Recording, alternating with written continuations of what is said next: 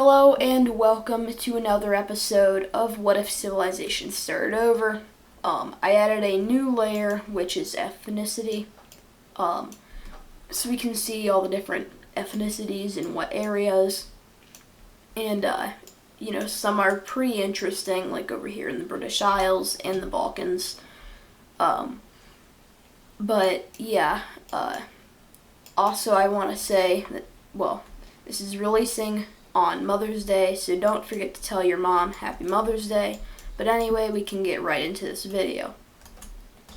We start over here in Iberia, where this blue country wants to expand their country and unify all of this ethnicity. And so they will make a call of all countries that have this as their main ethnicity to join up with them and unify. And so these nations will unify with their capital being, of course, in the blue country. But there is a counter reaction to this, and that is this yellow country orders all of its ethnicity. I can't talk. I never can talk. The yellow country orders all of their ethnicity to also unite, but not everyone does.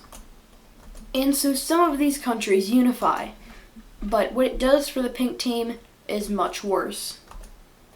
The pink team goes into a civil war because they can't decide which side to choose, and both sides aid their side. That doesn't really make sense. But this blue country is going to be sending support here in the south to help contain the yellow rebels. But similar things happen with these other yellow countries, and they will try to contain the blue rebels. And eventually the blue rebels will capture the capital, and the pink team will fall. And so with this, we have not any fighting going on. So basically, these areas just integrate into whatever side they chose, and tensions are very much heating up.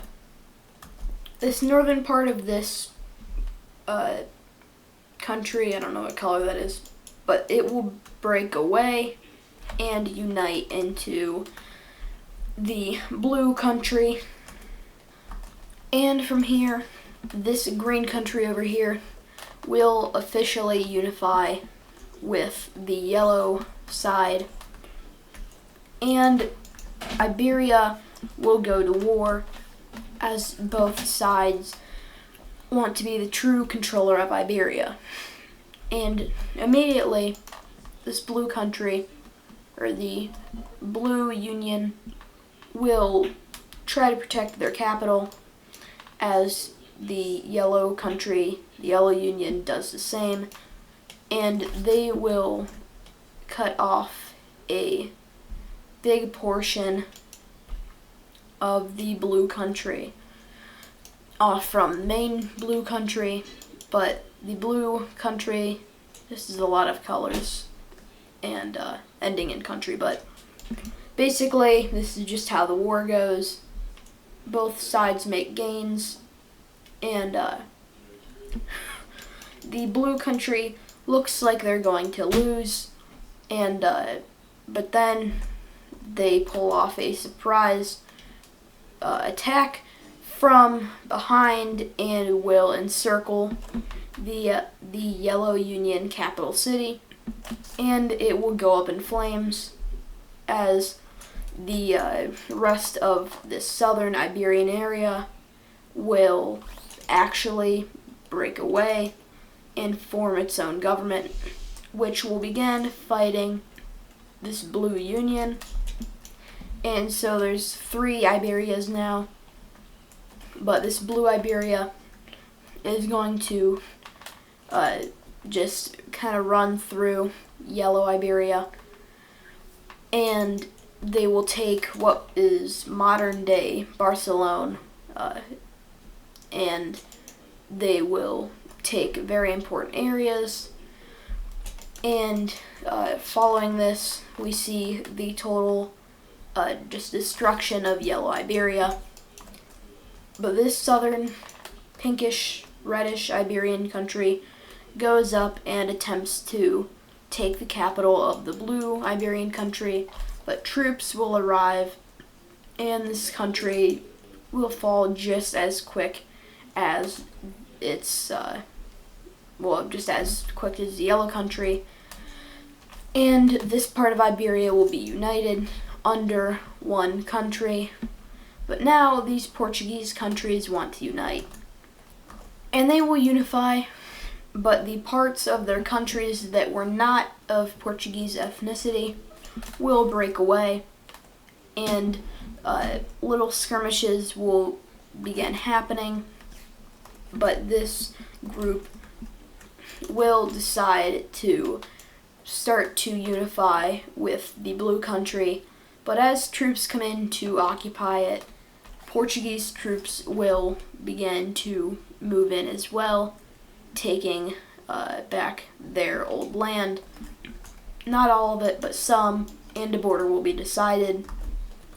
And Iberia is starting to look like real life. We got Portugal, Spain, and Gibraltar, but way off. Gibraltar's down here, but this is Northwest Gibraltar. Yep, that's the official name of this country, Northwest Gibraltar. Anyway, we can take a look elsewhere. We go over to the Alps, where it is fully explored finally, and we actually don't see any country getting any land. It is strictly not allowed, as an agreement is made, to let this area become its own unified Alp country. And let me find a color. I mean, red kind of does look nice. Yeah, I think I'll stick with that. Also, down in Iberia, we see this blue Spanish Union, that's kind of a union, begin to force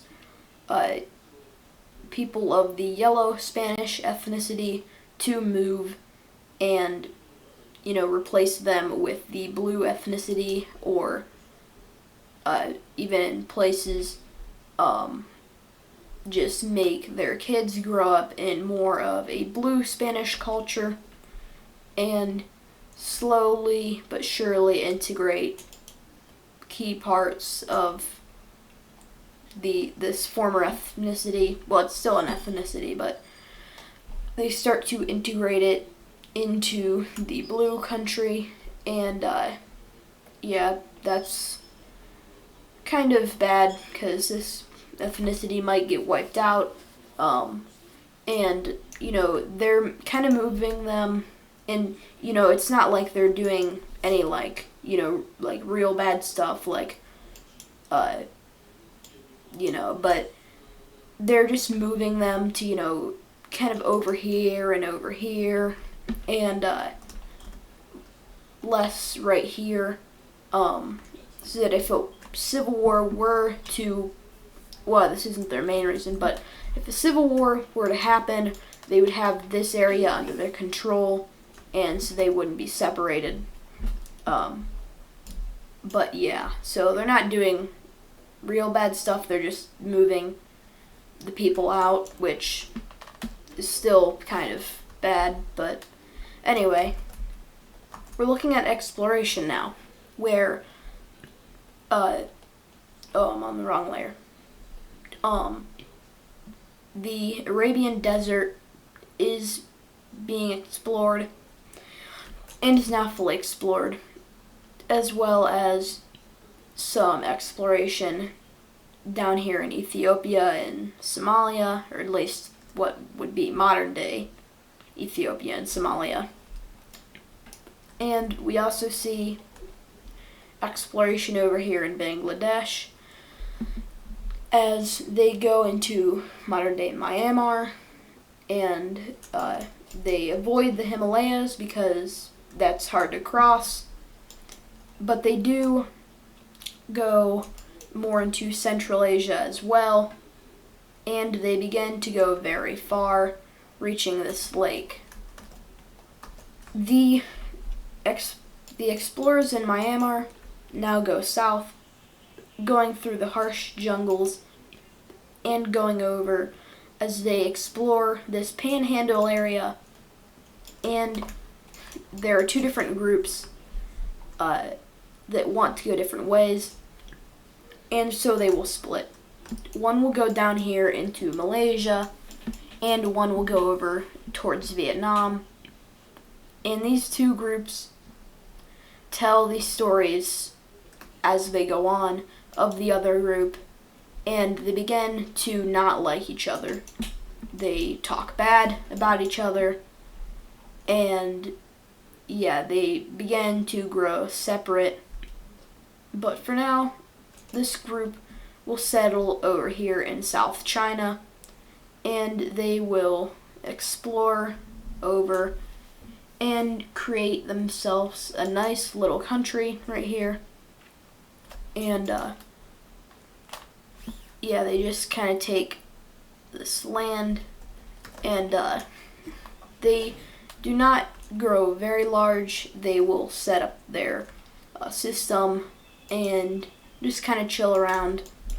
Whereas the people over here down in Malaysia will keep going till they reach the end of the peninsula and Singapore, and a new country called Singapore will form.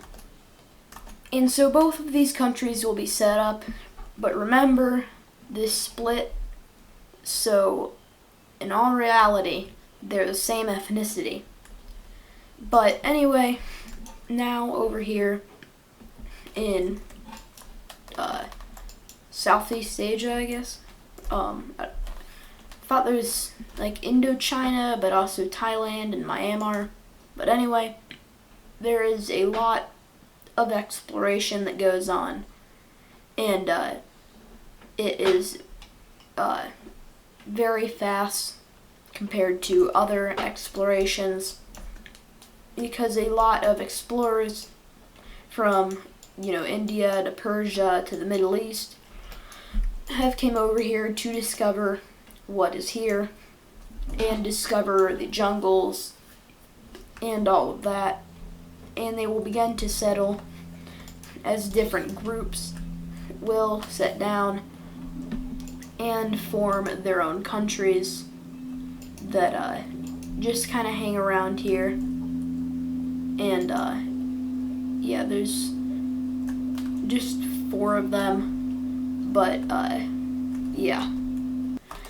and although these explorers are from different countries over here, they begin to grow separate, and they kind of all establish their own ethnicity and work together.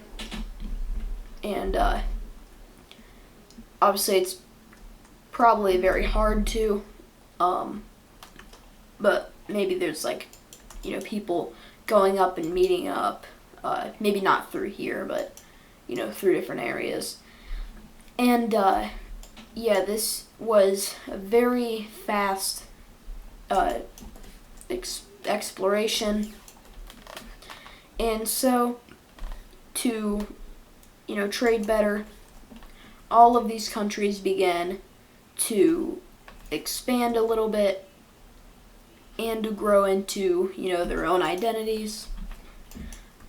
And they all just kind of settle down. There's a new country created over here. It's like a Bangladesh. Actually, let me redraw that border. But it's going to be like a Bangladesh, Myanmar union thing. And it's kind of big. Actually, let me just fix this border. But basically what happens with these 4 Southeast Asian countries is they kind of form an alliance. So yeah, I'll just leave this as an alliance. Oh, and also here's that Bangladesh, Myanmar country, just so you can see it there. But anyway, we can look over here now,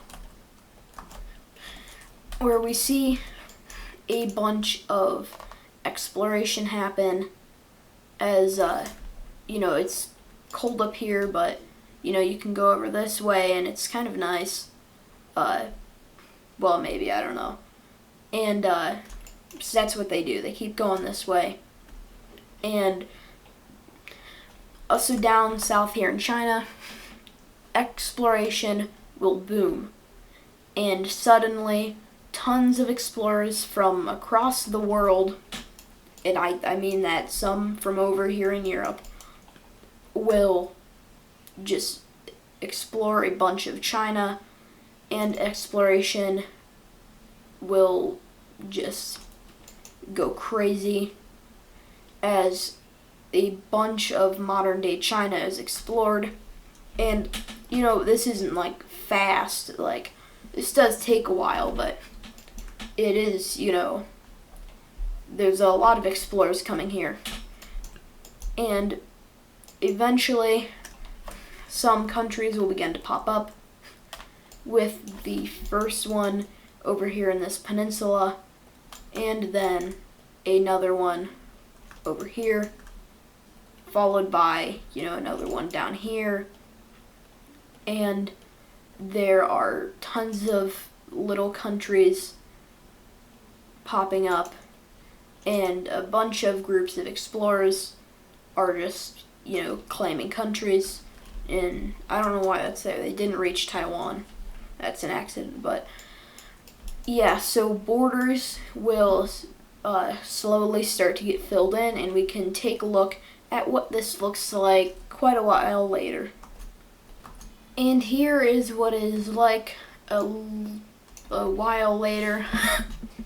And yeah, we can see there's a lot of countries. This period is known as the country boom because there's just so many countries now, and you can see all their different ethnicities. And yeah, we now see, well, not now, but we see that this area is not yet colonized, and that is just how it is for now, because they can't decide who should get it or how to divide it up, and no one has went over here and just claimed it quite yet, so that is left open. But now let's take a look at the expansion of these borders. This is the expansion of these borders, but anyway, I gotta go, so yeah, that is going to be it for this video. I know it was a little bit shorter, but yeah, thank you for watching, and I'll see you next time. Bye.